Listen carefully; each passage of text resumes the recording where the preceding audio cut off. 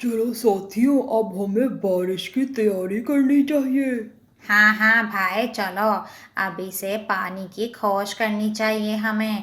नहीं तो बरसात का वक्त निकल जाएगा और फिर जंगल में सूखा पड़ने लगेगा। आसमान में बादल पानी की तलाश में निकल पड़े थे, लेकिन उन्हें जमीन पर कहीं पर भी पानी नहीं दिख रहा था जहां से वो पानी पी सकें और फिर बारिश कर सकें। अरे भैया, बहुत दिन हो गए और हमने पानी जमा ही नहीं किया। क्या हम पानी की खोज कर पाएंगे? अगर हमें जल्दी बारिश शुरू करनी है तो पास वाले जंगल में पानी ढूंढना पड़ेगा। और भाई जंगल में पहले से ही पानी की बहुत कमी है। फिर भी तुम पास वाले जंगल में पानी ढूंढने की बात कर रहे हो। हर साल की तरह हमें समुंदर से ही पानी की प्यास बुझानी होगी। पिछले साल हमें दूर से पानी लाने में बहुत परेशानी हुई थी। तुम सब एक काम करो, मैं पास वाले जंगल से पानी ढूंढने की कोशिश करता हूँ। तुम सब समुंदर की तरफ जाना। अगर मुझे साथ वाले जंगल में पानी मिल गया तो हमें पानी की खोज के लिए इतनी दूर जाना ही नहीं पड़ेगा। ठीक है भाई, ऐसा ही करते हैं। तो फिर क्या था, सभी बादलों ने आपस में बातचीत करके जो फैसला किया था उस फैसले पर काम करने के लिए निकल पड़े। मैं तो निकल पड़ा हूँ और ये उम्मीद करता हूँ कि मुझे पानी मिल जाए, नहीं तो दूसरे बादल मुझे चिढ़ाने लगेंगे। मुझे कुछ भी करके पानी की खोज करनी ही पड़ेगी। दिन भर बादल पानी की खोज में पूरे जंगल के ऊपर घूमता रहा, लेकिन उसे कहीं पर भी पानी नहीं मिला। अब बादल परेशान होने लगा। अब रात होने वाली है, लेकिन अभी तक मुझे पानी नहीं मिला। मैं कल सुबह होते ही समुंदर की तरफ पानी पीने के लिए चला जाऊंगा। मैं दिन भर घूम घूम कर बहुत थक चुका हूँ और कल मुझे बहुत लंबा सफ़र भी करना है। इसीलिए अब मुझे रात भर किसी पेड़ पर आराम करना होगा। ऐसा सोचकर बादल आराम करने के लिए अच्छी जगह को तलाश करने लगा। हाँ, ये पेड़ ठीक रहेगा। ये बहुत बड़ा भी है और इसके पत्ते बहुत मुलायम भी। इस पर मुझे बहुत अच्छी नींद आएगी। ऐसा कहकर बादल पेड़ के ऊपर जाकर बैठ गया। इधर लाडो चिड़िया अनाज लेकर घर की तरफ लौट रही थी। उसके बच्चे उसका घर पर इंतजार कर रहे थे। लाडो चिड़िया अपने घोंसले के पास आ गई। बच्चों ने पहली बार बादल को देखा था, इसीलिए वो उसे घूरे जा रहे थे। मम्मी, वो इतना भरा क्या है? क्या वो एक पंछी है? अरे नहीं बच्चों, वो कोई पंछी नहीं, वो तो बादल है। पिछली बार आपने जब बारिश देखी थी वो इसी बादल से आ रही थी। मम्मी, बादल नहीं होंगे तो क्या बारिश भी नहीं होगी? हाँ मेरे बच्चों, बादल को बरसात के लिए पानी की जरूरत पड़ती है, तभी वो बारिश कर पाएगा। बादल उनकी सारी बातें ऊपर से सुन रहा था। वो उनकी तरफ देख रहा था। मम्मी, हमें उनसे बात करनी है। नहीं बेटा, वो थक गए होंगे, उन्हें थोड़ा आराम करने दो। अरे कोई बात नहीं चिड़िया रानी, तुम सब मुझसे बात कर सकते हो। बादल की ये बात सुनकर बच्चे बहुत खुश हो गए। तीनों उसके पास आ गए। अरे, जब मैं आपको दूर से देखती थी तो हमें लगता था कि सारे बादल बर्फ से बने हुए हैं, पर तुम तो किसी सूखे कपास की तरह लग रहे हो। हाँ चिड़िया रानी, तुमने जैसा सोचा है हम बिल्कुल वैसे ही होते हैं। हम बर्फ की तरह ठंडे होते हैं। तो क्या इसका मतलब, क्या इस साल बारिश नहीं होगी? अरे नहीं नहीं, ऐसी बात नहीं है। इस साल बारिश जरूर होगी और वो भी बहुत ज्यादा होगी। बाकी सारे बादल इसी वजह से बहुत सारा पानी पीने समुंदर की तरफ गए हैं। अगले साल हमें दूर तक मेहनत ना करनी पड़े, इसीलिए मैं पास वाले इलाके में पानी की खोज कर रहा था। ऐसा बादल ने चिड़िया को बताया, लेकिन मुझे कहीं पानी नहीं मिला। क्या आप परसों में पहाड़ी इलाकों की तरफ गए थे? मैंने सारे दिशाओं में खोज की, लेकिन मैं बहुत थक चुका था, इसीलिए मैं बहुत दूर तक ना जा सका। अगर मैं बहुत दूर तक जाता तो मुझे समुंदर तक जाने में बहुत दिक्कत होती। बादल भाई, हम जंगल के सभी पक्षी पशु के इलाके नदी से ही पानी पीते हैं, क्योंकि बाकी जगह पर तो कहीं पर भी पानी नहीं है। फिर तो बहुत अच्छा हुआ, मैं कल ही सुबह वहां जाकर पानी पी लूंगा। तुम्हारा बहुत बहुत शुक्रिया चिड़िया रानी। मैं सारे पंछियों के उठने से पहले ही वहां चला जाऊंगा। लेकिन जाते जाते मैं तुम्हें एक ज़रूरी बात बताना चाहता हूँ, क्योंकि तुमने मेरी बहुत मदद की है।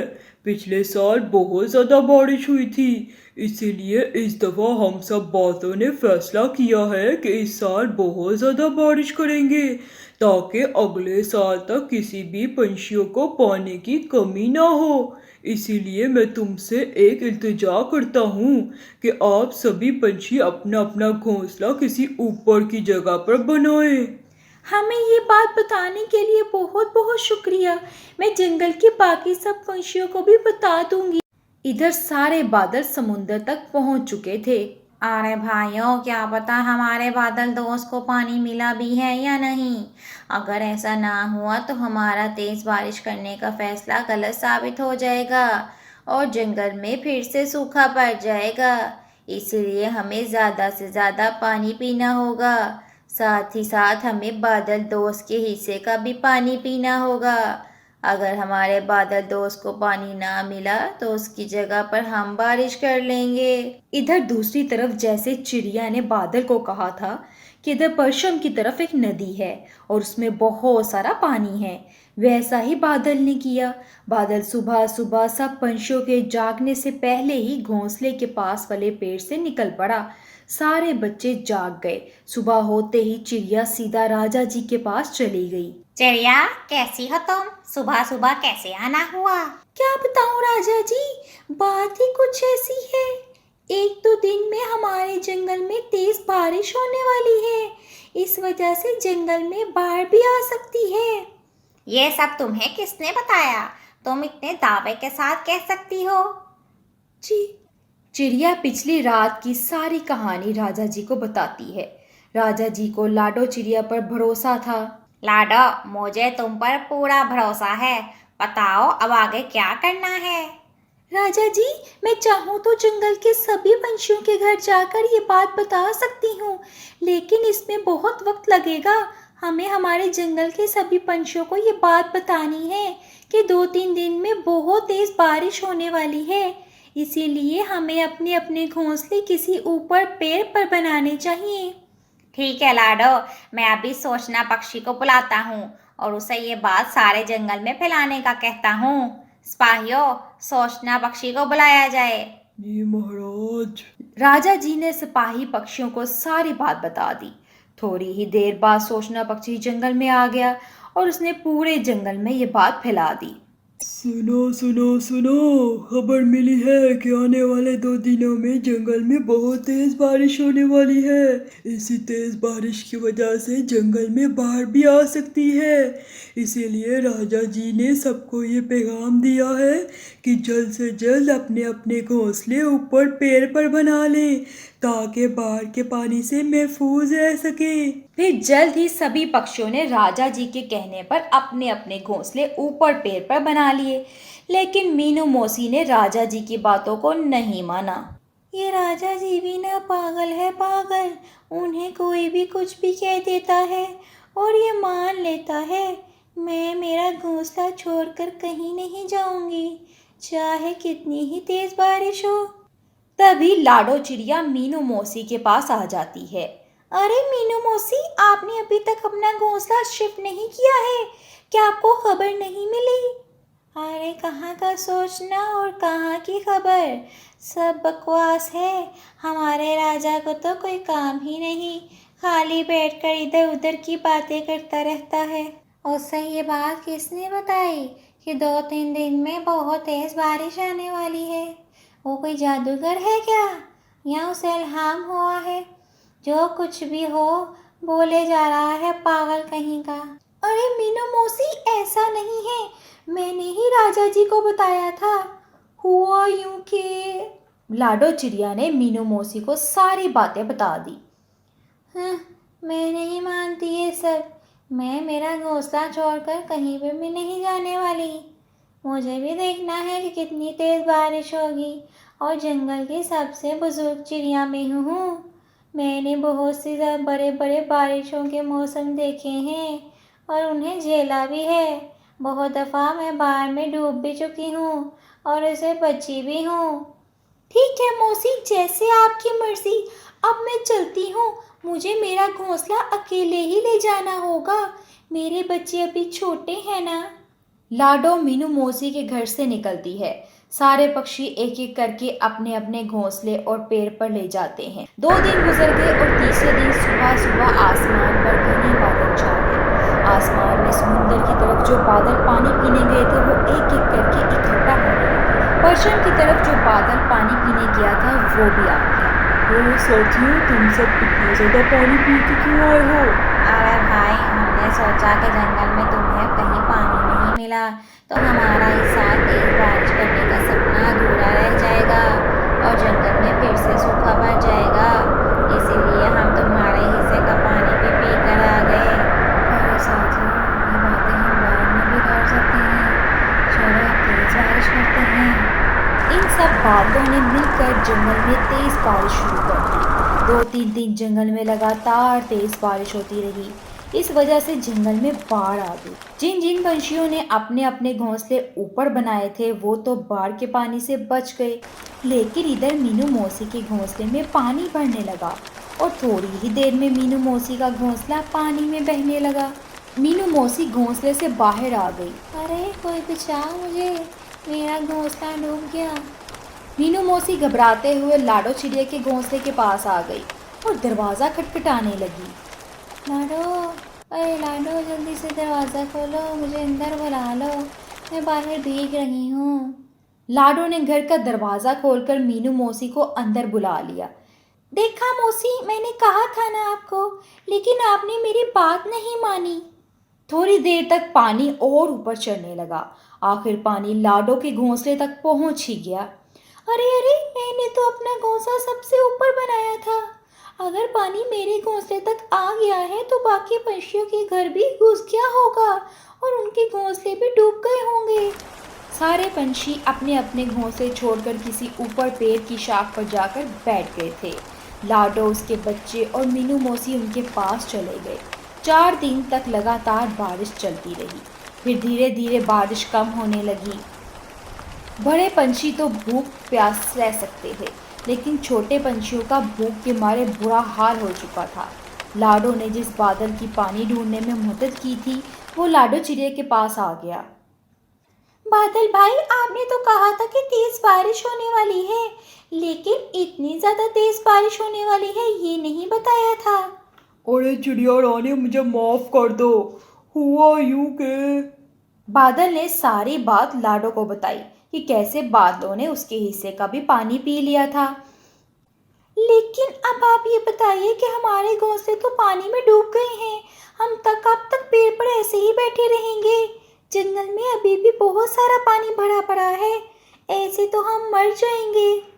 अरे चिड़िया रानी, तुम फिक्र मत करो, इसके लिए मेरे पास एक तरकीब है। बादल ने सारे पंछियों के लिए अपने कपास से छोटे छोटे घर बना दिए। बादल ने चिड़िया रानी तब तक को बताया। चिड़िया रानी, जब तक जंगल का पूरा पानी कम नहीं होता तब तक तुम इस बादल के घोंसले में रह सकती हो। जब पानी उतर जाएगा तब तुम इस घोंसले को छोड़ देना, ये अपने आप मेरे पास लौट आएंगे। आपका बहुत शुक्रिया बादल जी, लेकिन हम सबको बहुत भूख लगी है। अरे मैंने इसका हल भी निकाल लिया है। मैंने हर एक बादल के घर बहुत सारे फल रखे हैं। जब तक पानी कम नहीं हो जाता तब तक तुम ये खा लो। बाढ़ का पानी कम होने तक सारे पंछियों ने बादल के घोंसले का खूब मजा लिया। तो दोस्तों, आपको ये कहानी कैसी लगी मुझे कमेंट्स करके बताइएगा। एक बहुत खूबसूरत जंगल था। उस जंगल में बहुत से पशु पक्षी रहते थे और उस जंगल में कुछ दिनों तक बारिशों का मौसम भी आने वाला था।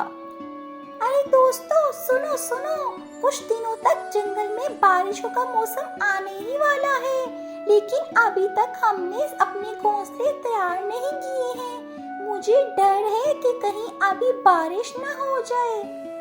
हाँ हाँ टूनी चिड़िया, सही बोल रही हो। किसी ने भी हम में से अभी तक अपने घोंसले तैयार नहीं किए।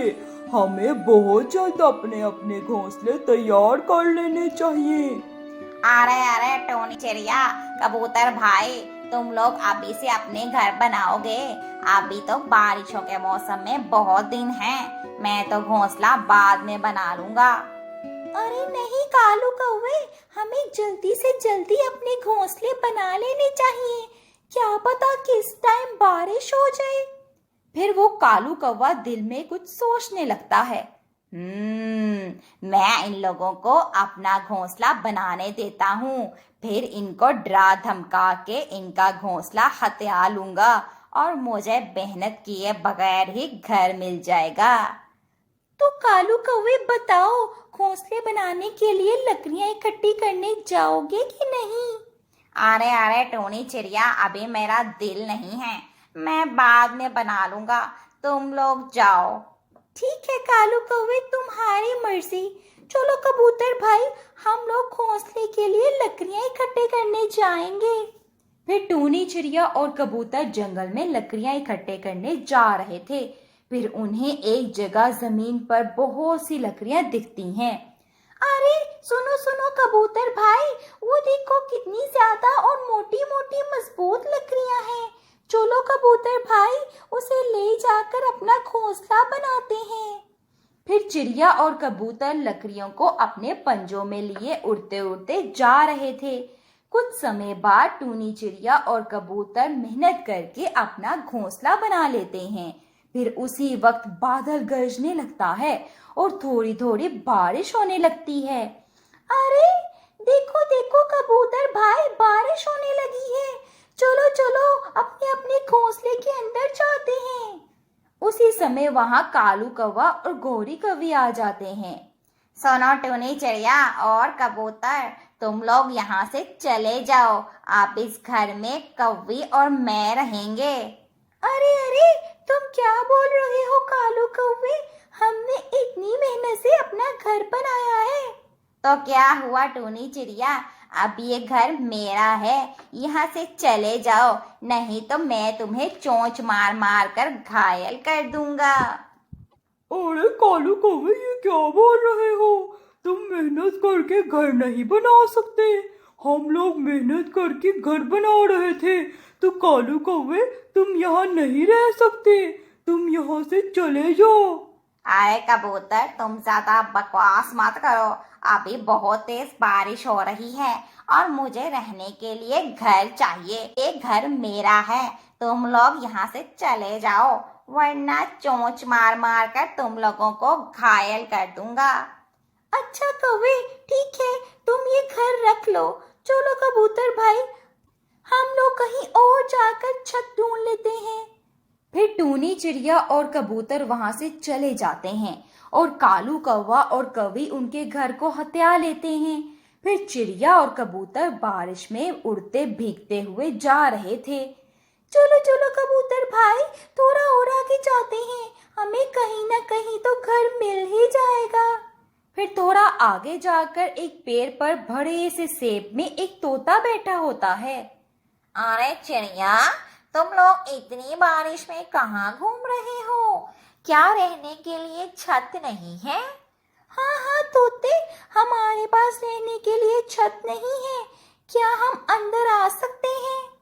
फिर तोता उन्हें अंदर बुला लेता है और टूनी चिड़िया अपनी सारी कहानी तोते को बताती है। ठीक है टूनी चिड़िया, तुम लोगों को रहने के लिए घर चाहिए, तो मेरे पास एक जादुई पानी है, जिसे पेड़ की जड़ पर डालते ही इसके ऊपर एक बड़ा सा फल बन जाएगा। उस भरे से फल को अंदर से खोखला करके तुम लोग उस घर में रह सकोगे। ठीक है तोते जी, जैसा आपने बोला है मैं वैसे ही करूंगी। चलो अब मैं चलती हूँ, किसी बड़े से पेड़ पर डालकर एक बड़ा सा घर ही बनाना है। फिर टूनी चिड़िया और कबूतर वहां से चले जाते हैं और इधर आकर तोते ने जैसा बोला बिल्कुल वैसा करके वो अपना घर बनाकर आराम से बैठे होते हैं। अरे वाह वाह टूनी चिड़िया, अब इतनी जितनी भी बारिश हो हमें कोई फर्क नहीं पड़ेगा, क्योंकि हम फलों के घर के अंदर हैं। हाँ हाँ, ये फलों के घर अंदर से बहुत अच्छे हैं।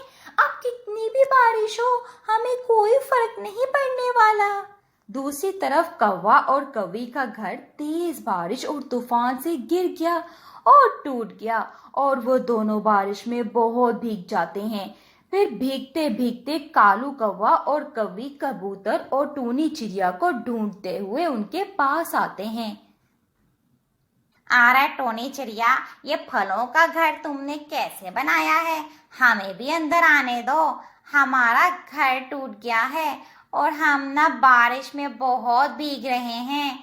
हमें अंदर आने दो। कालू कौवे, हम तुम्हें अंदर नहीं आने देंगे क्योंकि तुमने हम लोगों का घर हत्याया है। अरे अरे टोनी चिड़िया, हमें अपने किए पे पछतावा हो रहा है। हमें ऐसा नहीं करना चाहिए था। प्लीज अंदर आने दो। नहीं नहीं कालू कौवे, हमने इतनी मेहनत से अपना घर बनाया था और इसे तुम लोगों ने कब्जा कर लिया। अब तुम्हारी यही सजा है कि तुम बिना घर के बारिश में भीगते रहो। फिर क्या, जैसा करनी वैसे भरनी। फिर कौवा और कौवी दोनों बारिश में भीग